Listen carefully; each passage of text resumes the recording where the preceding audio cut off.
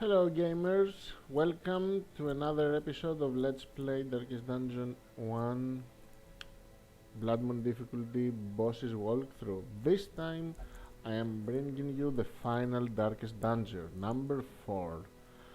The description is kill one heart of darkness and it is a short dungeon.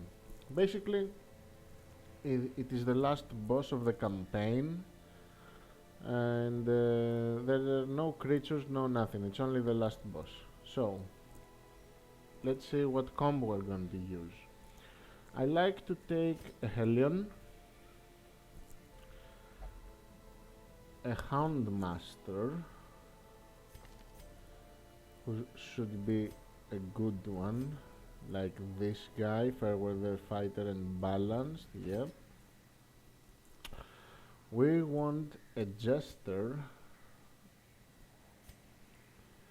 that we do not care about. Make sure that the Jester that you're gonna bring has quirks that you do not care about. You will see why. We're gonna bring this guy because this guy has unwielding and evasive. These are good quirks.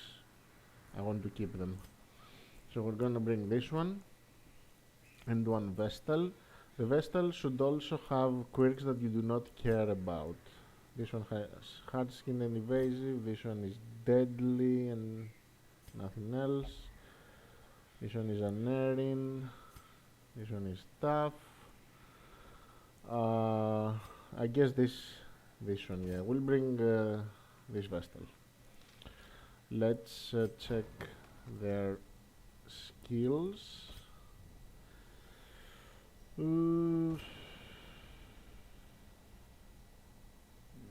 let's grab this. They already have weapons. And let's check their skills. That's fine. 1, 2, 3, 4. Fine. And trinkets. As usual, healing trinkets on the Vestal.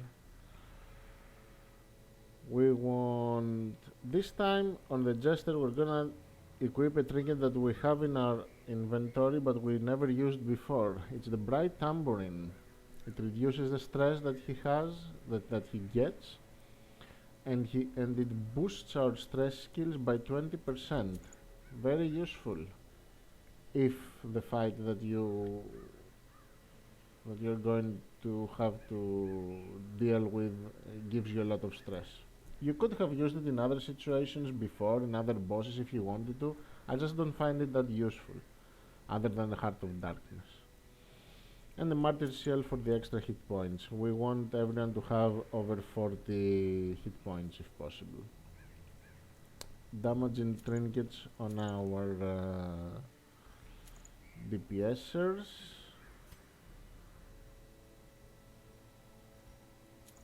Okay. Or actually, now that I think about it, no, we don't want damaging trinkets. Focus rings are fine, but we will use a couple of books of sanity here. 2 should be enough for the main damage dealers. The reason behind this decision is that the Heart of Darkness is a long fight. It consists of 4 phases. Each phase is different than the other one. The tactic changes between each phase. But the fact remains that in the first 2 phases of the fight, the boss gives you a lot of stress. That's the reason for having the Jester here, so that we can clear some stress. And the Books of Sanity will help reduce that amount. So let's start this. We don't need any food for this mission, don't need any shovels. We want the anti-venom, we want the bandages, we want the herbs, some holy water. We don't need torches either, or laudanums. Yeah, that should be it. We're good to go. Let's start it.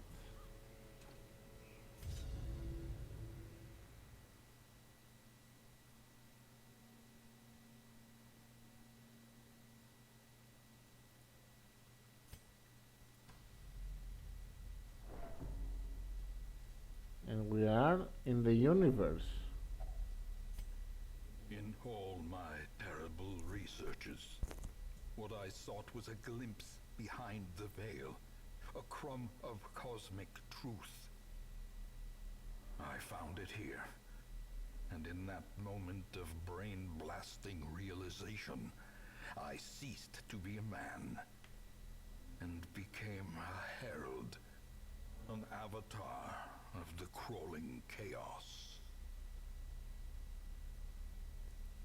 So it is our ancestor, it was him all along. He didn't manage to escape, as he said. He became something else.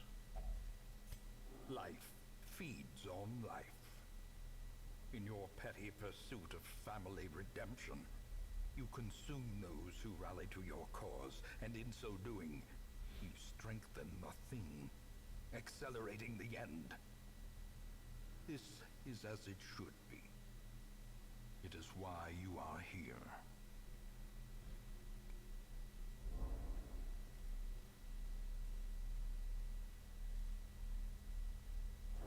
What a traitor.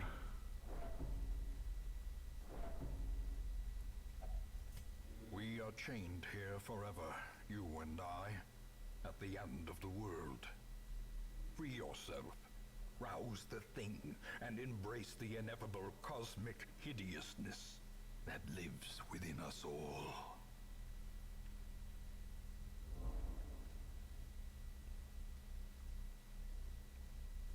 Time to fight the last boss. Let's enter this hole. It's a heart, isn't it? Yeah, it's a heart. You still foolishly consider yourself an entity separate from the whole. I know better. Okay, what do you do in this fight, in this first phase? Show you. In this first phase, you have the ancestor here at the back with 6 hit points, but he is immune to all damage. In order to damage him, we have to clear those spawns, and as we clear them, eventually he will summon more. Sometimes he will summon imperfect spawns. If we kill the imperfect spawn, he loses 1 health. So we need to kill 6 imperfect spawns in total. Let's start it. So the phase 1 is actually really long sometimes, because it is very random when he will summon those spawns. He might do it early, he might do it later. Let's start by buffing up.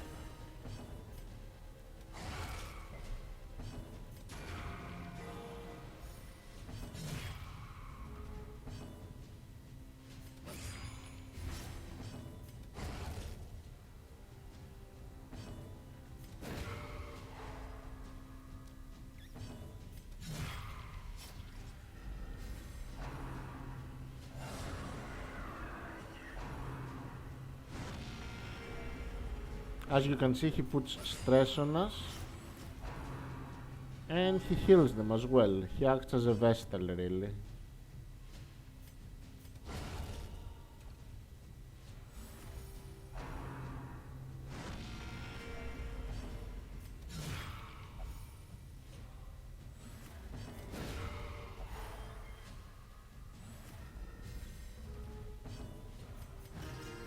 We have to keep up with the stress here. We have to keep distressing as soon as we can, because eventually the stress will climb up. And there is the imperfect one. You can see as it is a different texture than the rest. So we killed one, he took 1 point of damage. We need to kill 5 more.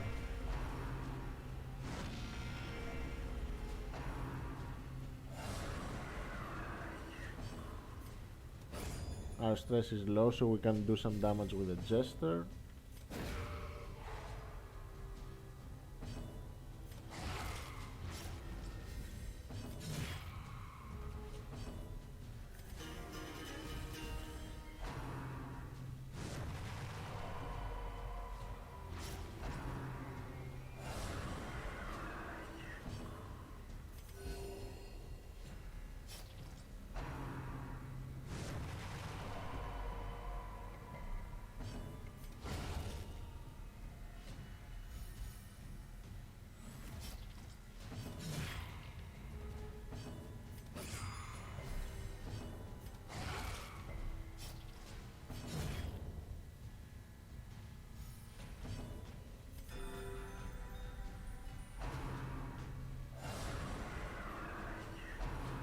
Still no second spawn.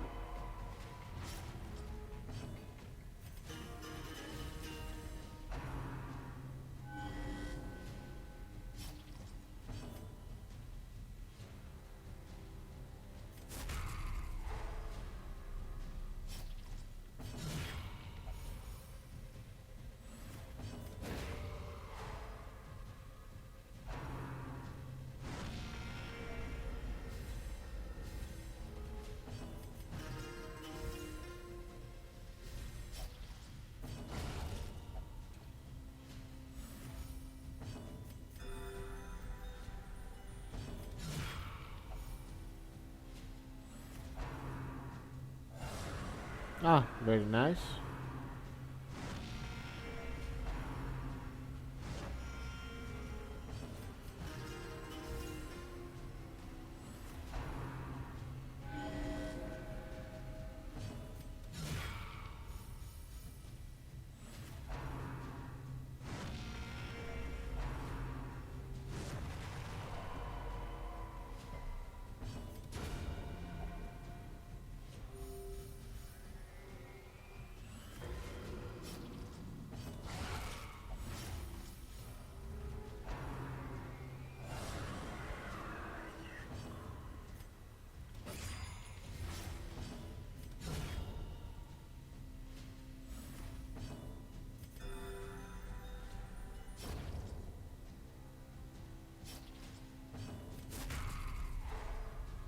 Okay.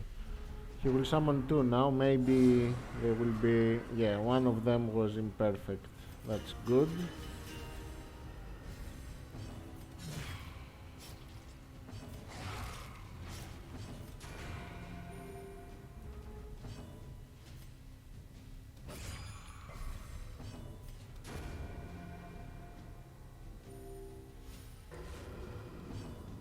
We need 3 more.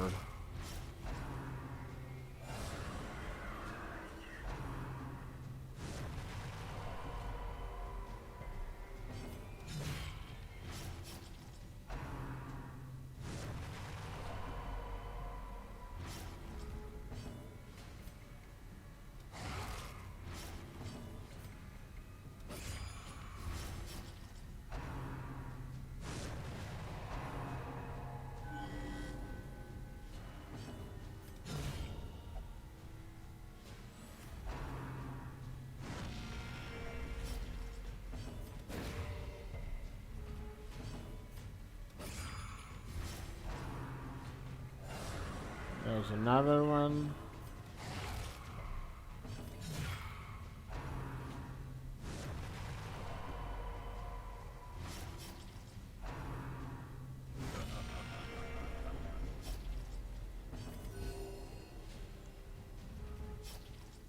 If you don't keep your stress low and get afflicted in the first phase of the fight, you risk losing this boss.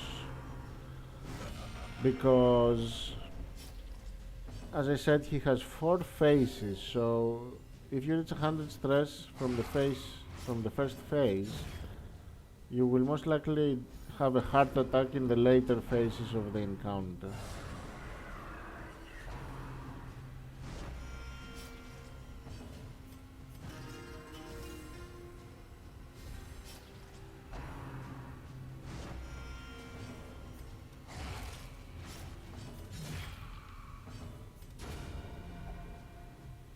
Should be one more now, right?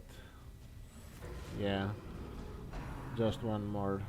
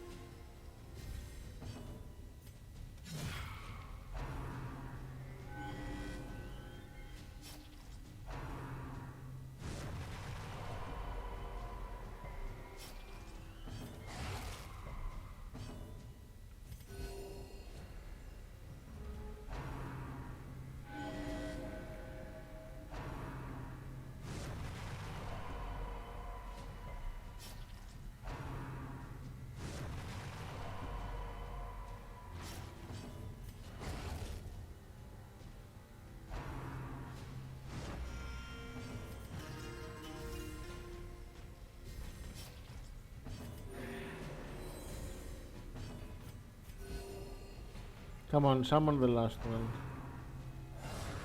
Ah, nice.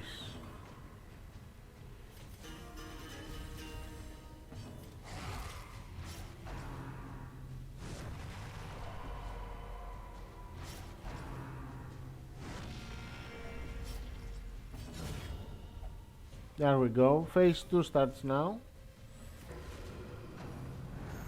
The flesh is fluid. Okay. It can be changed, reshaped, remade. Now he has 300 hit points and 3 cosmic obstacles. These act just like placeovers so that he can move around. They do nothing. They don't act and we cannot damage them. He just uses them as ways to move around, and he will move constantly. That's why we brought a Hellion and a Houndmaster, because they can attack any position they want. Phase 2 is you want it to end quickly because he starts ramping up the damage and the stress. So you want those 300 hit points to be done as quickly as possible. This is the phase where you're gonna use the doctrines as well. So let's put damage on him.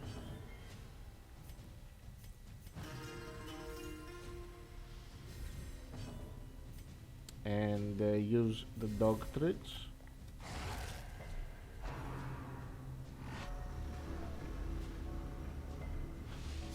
He debuffed us for minus 20% damage. This is where we're going to use the medicinal herbs.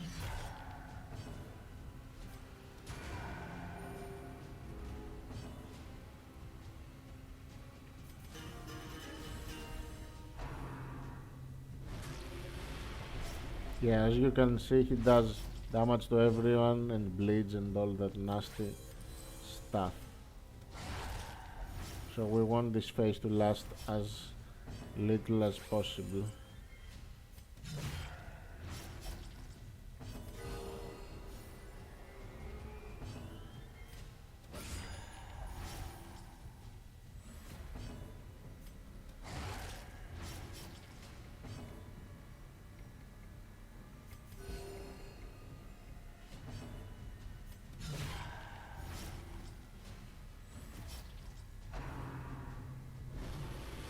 Nice dodge.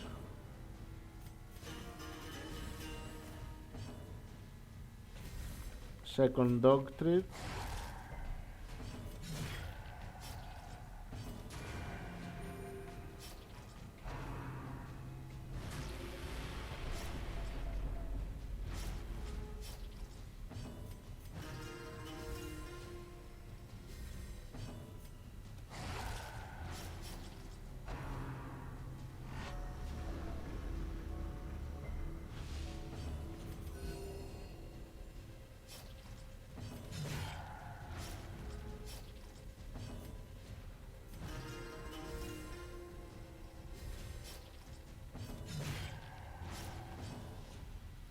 And that's it for phase 2.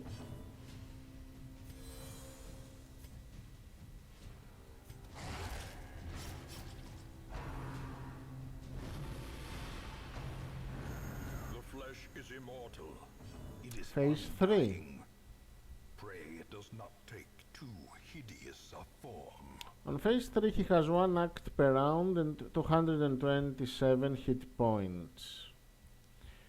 What you want to do on phase 3 is you want to use holy water on everyone immediately, because as you attack it, you get blighted. The holy water helps with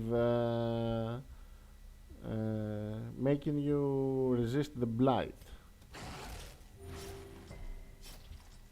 Another holy water for the jester and attack. Another for the Hellion, attack. This time we did not resist it, and the blight is quite significant. It's 6 damage for 3 rounds. So it ramps up quite quickly if you don't resist it, because you have to hit it. You cannot do it without hitting it.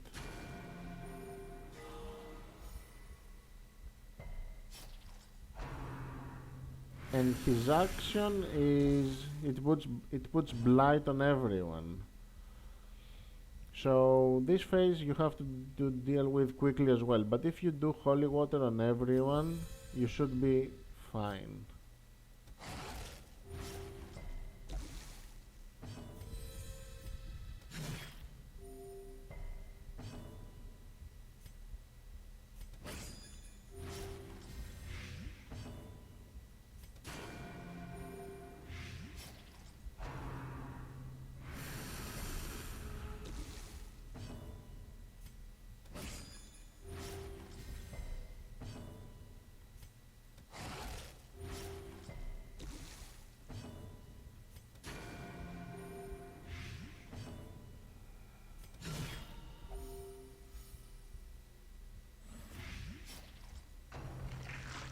And that's phase 4, people. Heart of the world, progenitor of life, father and mother, alpha and omega, our creator and our destroyer.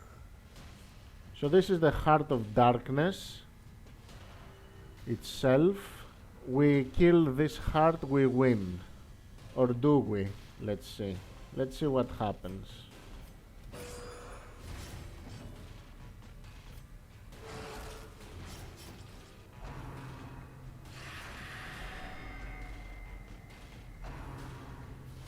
Come on to your maker.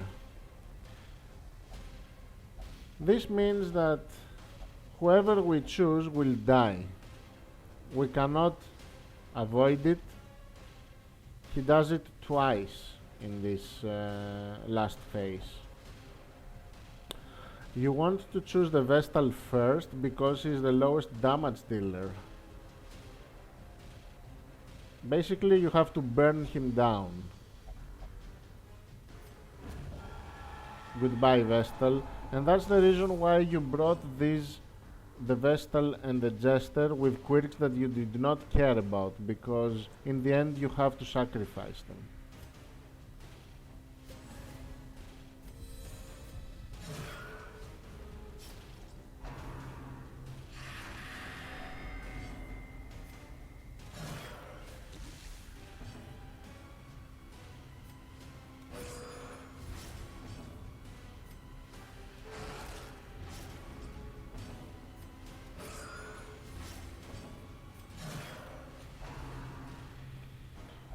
This is where the Jester goes because he is the lowest damage dealer of all three.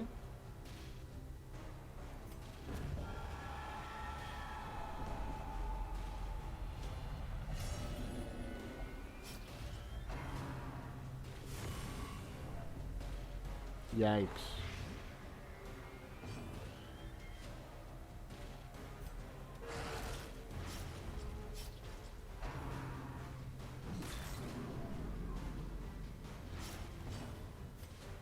We have to kill it quickly now.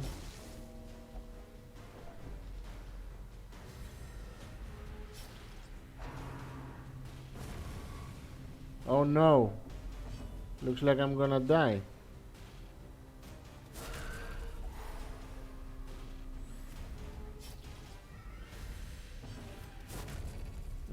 I barely won here. Victory. Got an achievement too. A ridiculous notion. We are born of this thing, made from it, and we will be returned to it in time. The great family of man. A profusion of errant flesh, multiplying, swarming, living, dying, until the stars align in their inexorable formation, and what sleeps is roused once more.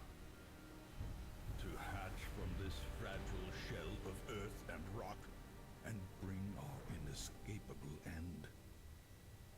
So seek solace in a manner befitting your lineage, and take up your nugatory vigil, haunted forever by that sickening prose echoing through the infinite blackness of space and time.